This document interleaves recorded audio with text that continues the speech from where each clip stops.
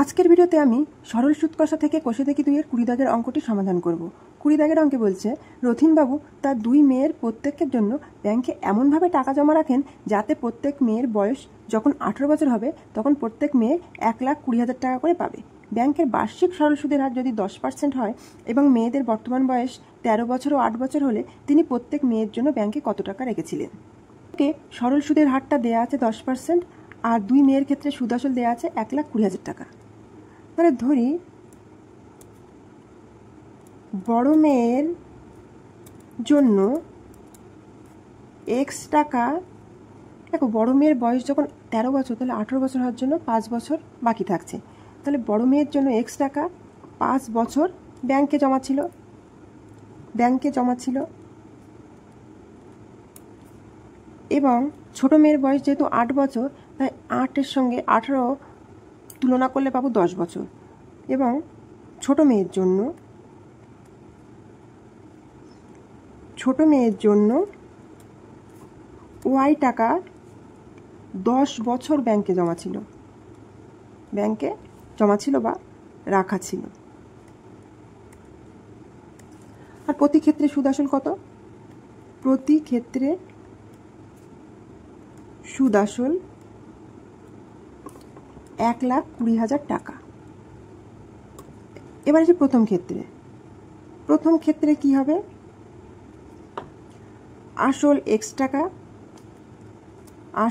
টাকা আর হলো 10% যা 2 মেয়ের জন্যই প্রযোজ্য, আর টি হলো কত? বড় মেয়ের জন্য 5 বছর। প্রথম ক্ষেত্রে বড় মেয়ের জন্য হলো টি 5 বছর। তাহলে আমরা কি জানি?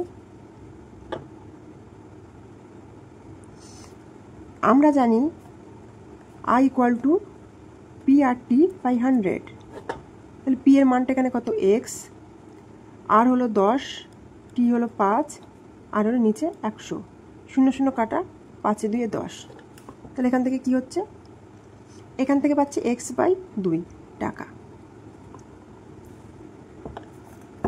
তাহলে সুদ পেলাম x/2 টাকা। তাহলে সুদ আসল কত হবে? সুদ আসল হবে x প্লাস তাহলে সুদ আসল হবে x প্লাস x/2 টাকা, বা এখান থেকে কত হবে? 3x/2 টাকা। এই যে সুদ আসল আমরা পেলাম এটা সমান কত? 1,20,000। শর্তানুসারে 3x/2 = 1,20,000। এখানে 3 আর 12 কাটলে হবে কত? 4। এখানে হবে 40,000। অতএব x = হবে কি? 40 আর 2 গুণ করলে 80,000। এবার আসি দ্বিতীয় ক্ষেত্রে অর্থাৎ ছোট মেয়ের ক্ষেত্রে আসল কত? আসল y টাকা আর একই 10%, আর টিটা এখানে কিন্তু 10 বছর। আমরা জানি I = P/T/100। এখানে আসল কত? আসল y, টি হলো 10 বছর, আরও 10, নিচে 100। এখানে 2 0 কেটে y টাকা পড়ে রইল। তাহলে এটা হলো সুদ। তাহলে সুদ আসল কত হবে? সুদ আসল সমান y টাকা আসল তার সুদ y। তাহলে হবে কি? y প্লাস y টাকা বা 2y টাকা।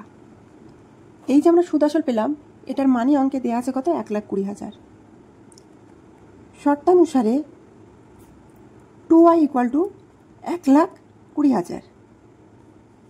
তাহলে 2 আর 12 কাটলে হবে 6। এখান থেকে পেলাম 60,000। তাহলে y = 60,000। তাহলে আমরা x এর মান পেলাম 80,000, y এর মান পেলাম 60,000। x = কত পেয়েছিলাম? 80,000। তাহলে এই x এর মান হলো কি? x এর মান হলো বড় মেয়ের জন্য ব্যাংকে যে টাকাটা রাখা ছিল, আর y হলো ছোট মেয়ের জন্য ব্যাংকে যে টাকাটা রাখা ছিল। তাহলে উত্তর হিসেবে আমরা কি লিখব? উত্তর হিসেবে লিখব রথিনবাবু বড় মেয়ের জন্য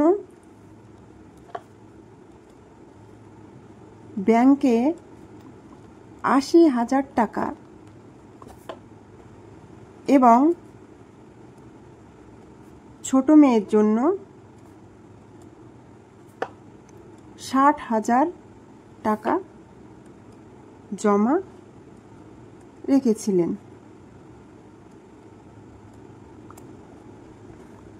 আজকের ভিডিওটি এই পর্যন্ত। ভিডিও শেষে একটি কথাই বলবো, অঙ্ক হোক মজার বিষয়, আনন্দের বিষয়, ভয়ের নয়।